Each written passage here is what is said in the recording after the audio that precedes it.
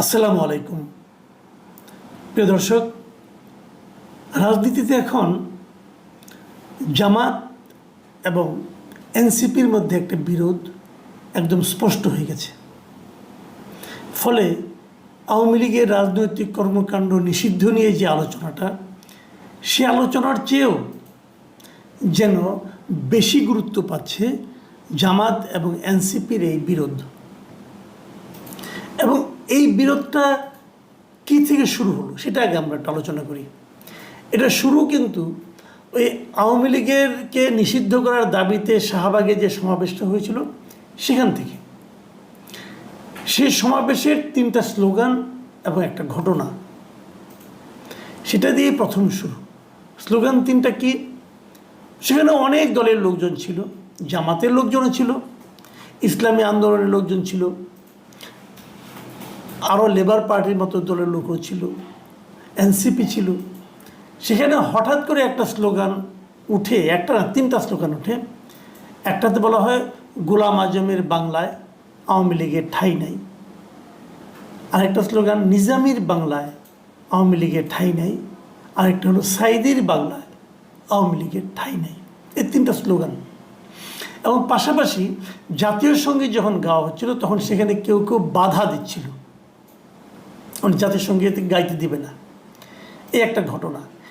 এইটা মিলে বিরোধটার আমি মনে করি সূত্রপাত। তার মানে ওখানে এই স্লোগানগুলি কে দিতে পারে? এই জামাতের লোক দিতে পারে, কারণ যে 3জন লোকের নাম উল্লেখ করা হয়েছে 3জনই জামাতের কেন্দ্রীয় নেতা। তাদের কাছ থেকে ধরনের স্লোগান এসেছে বলে ধারণা করা যায়।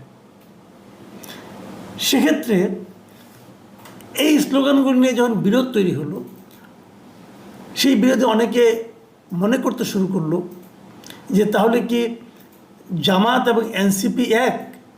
জামাত যা ভাবে এনসিপিও কি তাই ভাবে? এরকম একটা ভাবনা সাধারণ মানুষের মধ্যে হতে পারে বিবেচনা করেই আমার ধারণা এনসিপি দ্রুত বিষয়টাকে বিরোধের পর্যায়ে নিয়ে গেল।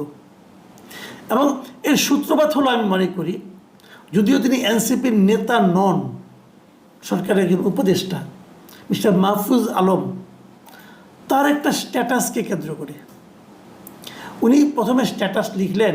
সেখানে উনি বললেন যে গণহত্যার সহযোগী হিসেবে অথবা গণহত্যাকারী হিসেবে অথবা গণহত্যার সঙ্গে সম্পৃক্ত থাকার কারণে 71-এ রাজাকাররা, যুদ্ধ অপরাধীরা যা করেছে, তাদের যারা সহযোগী ছিল, তাদের বিষয়টাও বাংলাদেশের রাজনীতিতে ক্লিয়ার করতে হবে। এই ধরনের উনি কথা বলেছেন। আমি ওরা যদি হুবহু পড়ে শোনে তাহলে উনি কী লিখেছিলেন? উনি লিখেছিলেন যে 71-এর প্রশ্নে মীমাংসা করতেই হবে, যুদ্ধ অপরাধের সহযোগীদের ক্ষমা চাইতে হবে, বাংলাদেশে রাজনীতি করতে হলে পাকিস্তান পন্থা বাদ দিতে হবে, পাকিস্তান এদেশে গণহত্যা চালিয়েছিল। আরেকটি জায়গায় উনি লিখেছেন যে ইনিয়ে বিনিয়ে গণহত্যার পক্ষে বয়ান উৎপাদন বন্ধ করতে হবে, জুলাইয়ের শক্তির মধ্যে ঢুকে স্যাবোটাজ বন্ধ করতে হবে। ওই যে স্লোগান, ওটাকে উনি জুলাইয়ের শক্তির মধ্যে ঢুকে স্যাবোটাজের সঙ্গে তুলনা করেছেন। সন্দেহ নেই জামাত খেপে গেছে এবং ইসলামী শিবির এবং জামাতের বেশ কিছু লোকজন এই স্ট্যাটাসকে কেন্দ্র করে, সেই স্ট্যাটাসের মধ্যে তীব্র ভাষায় মাহফুজ আলমের সমালোচনা করে তারা নানা রকম কমেন্ট করেছে। এবং এই কমেন্টগুলোতে এমনভাবে সমালোচনা করা হয়েছে যে মাহফুজ আলম আগের তুলনায় আরও বেশি ক্ষিপ্ত হয়ে গেছেন এবং উনি তার পরের দিন আগের চেয়েও কড়া ভাষায় আরেকটা স্ট্যাটাস দেন। এবং সেই স্ট্যাটাসে তিনি লিখেছেন যে আমাকে নিয়ে নোংরামি করতেছ, ঝামেলা নাই, ফ্যামিলি টাইনো না, যুদ্ধ অপরাধের সহযোগী রাজাকারেরা। এখন কিন্তু সরাসরি উনি রাজাকার শব্দটা উল্লেখ করলেন এবং তারপরে বললেন এটা লাস্ট ওয়ার্নিং। এবং তারপর বললেন যে আর যে চুপা শিবিররা এই সরকারের পথ বাগাইছো আর বিভিন্ন সুশীল ব্যানার খুলে পাকিস্তান পন্থা জারি রাখছো, তোমাদের পূর্বপুরুষ রাজাকার আর দালালদের তুলনায় আরও অধিক ভুগবা। তার মানে উনি কিন্তু সরাসরি শিবিরকে অ্যাটাক করেছেন, জামাতকে অ্যাটাক করেছেন। আগেরবার কিন্তু রাগঢাক ছিল, রেগে গেলে যা হয় আর কি। মাহফুজ আলমের এমন তীব্র আক্রমণে জামাতি বা চুপ থাকবে কেন? তাদেরও কিন্তু প্রতিক্রিয়া আমরা সোশ্যাল মিডিয়ায় দেখতে পেলাম।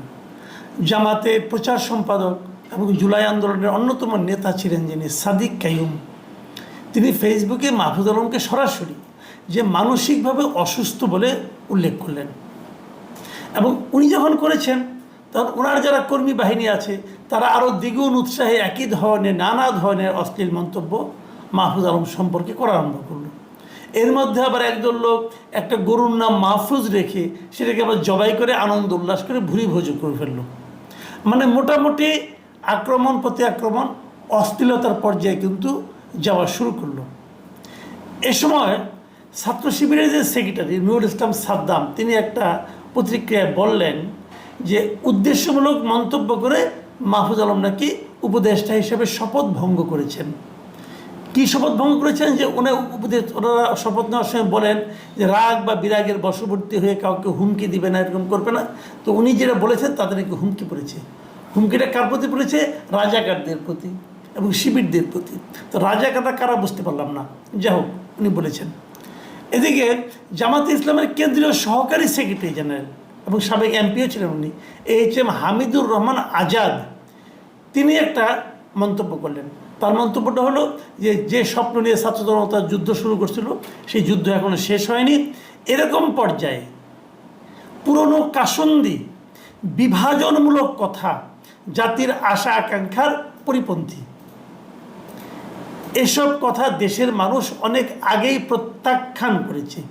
এটা কিন্তু গুরুত্বপূর্ণ কথা। মানে উনি বলতে চাচ্ছেন যে ৭১-এর মুক্তিযুদ্ধের যারা যুদ্ধ অপরাধী অথবা যারা ৭১-এ যারা মুক্তিযুদ্ধকে অস্বীকার করেছিল, যারা বাংলাদেশকে অস্বীকার করেছিল, এই জামাতে ইসলামের তখনকার যে রাজনৈতিক সিদ্ধান্ত, এই সিদ্ধান্ত নিয়ে কথা বলাটা কোনো প্রয়োজন নাই, এটা একটা পুরানো কাসন্দি এবং এসব কথাই দেশের মানুষটাকে অনেক আগেই প্রত্যাখ্যান করছে।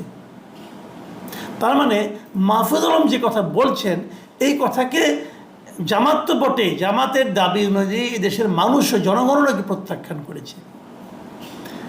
কিন্তু এনসিপিতে কিন্তু মাহফুজ আলম কেউ না, মাথায় রাখবেন, এনসিপিতে কিন্তু মাহফুজ আলম কেউ না। তো এনসিপির পক্ষ থেকে আবার 2 দফায়ের প্রতিবাদ আমরা দেখতে পেলাম। মাহফুজ আলম এই প্রথম স্ট্যাটাসটা দিয়েছিলেন 11 তারিখে, 11 মে। 12 মে আমরা দেখলাম যে এনসিপির পক্ষ থেকে একটা বিবৃতি দেওয়া হলো। সেই বিবৃতিতে তারা বলল যে ৭১ সালের এই জনপদের মানুষের জনযুদ্ধের বিরুদ্ধে যারা অবস্থান নিয়েছিল জাতির সামনে তারা তাদের রাজনৈতিক অবস্থান সুস্পষ্টভাবে ব্যাখ্যা করবে, এই ধরনের প্রত্যাশা এনসিপি করে। তার মানে তারা স্পষ্টভাবে বলতে চাইল জামাত ৭১ সালে এই জনপদের মানুষের যে জনযুদ্ধ মানে মুক্তিযুদ্ধ তার বিরুদ্ধে অবস্থান নিয়েছিল এবং তারা সেটা নিয়েছিল তাদেরকে এটা এখন ক্লিয়ার করতে হবে। ক্লিয়ার করা মানে কি? ক্ষমা চাইতে হবে, না হলে কী হবে সেটা ব্যাখ্যা করেনি। আবার পরের দিন মানে আজকে 13 তারিখে তাদের আরেকজন কেন্দ্রীয় নেতা যে যুগ্ম মুখ্য সমন্বয়ক মিস্টার নাসিরুদ্দিন পাটোয়ারি, তিনিও কিন্তু একই কথা বলেছেন। তিনি ওই ঘটনাকে উল্লেখ করে বলেছেন যে দেশের জাতীয় সঙ্গীতকে অবমাননা ও ৭১কে উপেক্ষাকারীদের রাজনীতি বুমেরাং হবে। এনসিপি এই 2 বিষয়ে কাউকে ছাড় দেবে না। এখন তার মানে জামাতের এই যে স্ট্যান্ড এটাকে এনসিপি কিন্তু ছাড় দেবে না। এই যে সরাসরি মুখোমুখি দাঁড়ানো, এটা কেন? এটা নিয়ে অনেকেই বলেছেন, এতদিন কিন্তু এটা নিয়ে কোনো বিরোধ হয়নি। শিবিরের সঙ্গে কাঁধে কাঁধ মিলিয়েই তো এনসিপি ছাত্ররা আন্দোলন করেছে, ক্ষমতা থেকে হাসিনাকে সরিয়েছে। এখন তারা বিভেদ তাদের মধ্যে দেখা দিচ্ছে কেন? এখন তারা পরস্পরের সঙ্গে মুখোমুখি অবস্থানে চলে আসছে কেন? এটাই হলো মূল আলোচনার বিষয়। এই আলোচনা একটু বড়, আমার ধারণা এটা নিয়ে আমি পরে আরেকদিন আলোচনা করব। কেবল এটুকু বলে রাখি আপনাদের, এই বিভেদের মূল কারণ কিন্তু কোনো আদর্শ নয়। এর মূল কারণ হলো যে পার্থিব কিছু স্বার্থ। সেই স্বার্থটা কি সেটা নিয়ে আমরা কালকে আলোচনা করব। আজকে এমনি অনুষ্ঠান বড় হয়ে গেছে। সবাই ভালো থাকবেন আপনারা। আল্লাহ হাফেজ।